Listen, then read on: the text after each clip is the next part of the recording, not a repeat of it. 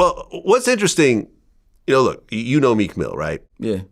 It seemed like Meek Mill and Diddy were actually friends. Yeah. They wore matching outfits. Yeah, I think they was friends. I mean, I remember Meek come from the ghetto, the real gutter. Puff Daddy been rich for a while. Yeah. So of course he gonna probably see Puff and look up. That's something he aspired to be. So I think they was friends on that tip. Because I don't see them being like friends, like naturally friends. I think Meek Mill was writing them some songs and stuff like that. But I don't think they was like close friends like this. It was like more because he older than Meek by a lot. Yeah. But it seemed like they were friendly with each other. Yeah, of course. Yeah, but not too long ago, there's a video of Meek, I think in Philly, and he's like, "No Diddy gang." Yeah. I heard about it. I didn't see the video, but he said it. But I think they taking it like literally. He might just been saying that shit just. I don't know, but of course I can understand the backlash of it. Look, man, if me and you are friends and you're getting into some shit, and I'm like, "No Oschino gang," you know what I mean? I'm sure you'd feel some type of way about it. Like, yo, this has been my man, and now when I'm in trouble, he's like distancing himself. Like, why's Meek Mill arguing with 50 Cent about like some shit that Puff Daddy's son said he was taking up for Puff Daddy still when he first got arrested, right? I think Meek just say whatever. But just like down to it, I don't think like he want to be associated with Puff Daddy now because it's bad to be associated with him. You know what I mean? Yeah, but sometimes you just gotta hold that. Yeah. My thing is this: if you my man, I don't give a fuck what this world say. You my man, and I know we 100% solid. I'm riding for you. Right. Plus, it's like, look, you could be friends with someone in terms of, hey, listen, we hang out, we might watch the fight together, we might go grab some lunch, but I'm not invited to your sexual escapades, But that's not like the fact that, I don't like the way everybody acting like they would never would. If Diddy would have invited anybody for the party, they was going. Yeah.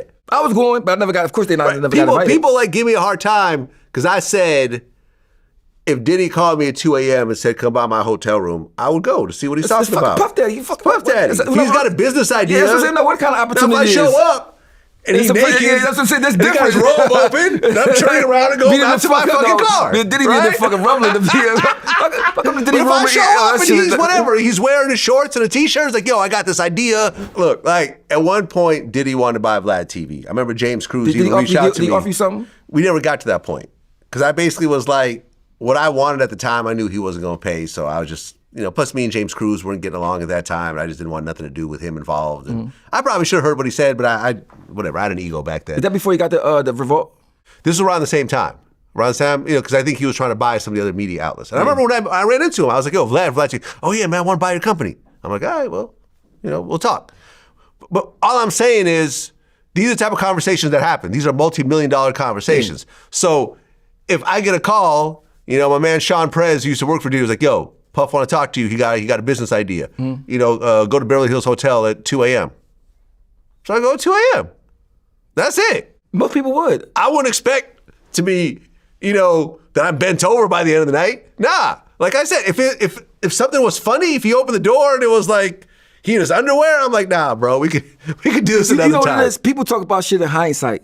Right? Yeah. Like say, eating nuts from Philly, right? The head walk for the cheesecake. I would have never did that. Well, you would have did that. If you're trying to get on, this is part of the, you got to do. The show. You got to do that. So I'm like, people just talk shit because they don't have the opportunity. They just like, I wouldn't do. Come on, man. Puff Daddy called you before all this shit happened. You going? That's what he talking about. Period. But for him, JC to say they're not friends and they got the brunch together every year, that's great. That's crazy to me. I just thought it was funny though. Like I know there's a backlash with Diddy, and I know the matching outfit made Meek Mill look bad. And, that was Meek's fault, man. Because it's like, what I'm saying? Let's just say you show up and we're both wearing that same suit you're wearing right now. We wouldn't take any pictures together. But what I think is this. Right? I can't take any pictures with you right now. But I got to change. But say the stuff I Puff Daddy didn't happen. That picture won't be as bad. Nah. You throw the midget in it also? Yeah, the midget is like... That's the cherry on top. Yeah, that's what it's like. But without Puff Daddy doing the stuff he done, it's like you see like, damn, why y'all wear the same thing? It's just like, it's only in your head. But now that the stuff that Puff Daddy's going through made it bigger than it was. And then Meek don't help it because he like answer everything. He don't ever just let stuff just go. Like he argues with everybody. Yeah, I feel like I got to answer everything. But he don't know that he won. Coming from where we come from, he won already. So you won already, bro. Just like take your win. And because they trying to look for anything to bring you down. And mine's just a person that we don't even bang with each other. But at the same time, I know you won, and you supposed to be like, yo, man, I'm above all this shit. But he never be above it. He get right in the mix of this shit. Like whatever. But the Puff Daddy, for me, that would never happen to me because the way I think. Don't call me daddy. Don't call me none of that shit. I just can't. This just maybe because I'm old enough to know. But like, because even when I was young and I met Jay-Z and I was starstruck a little bit, certain shit I still wouldn't do. You know what I'm saying? I was starstruck, but I was starstruck in my head. Like, this nigga I have more aspirations to want to be like him.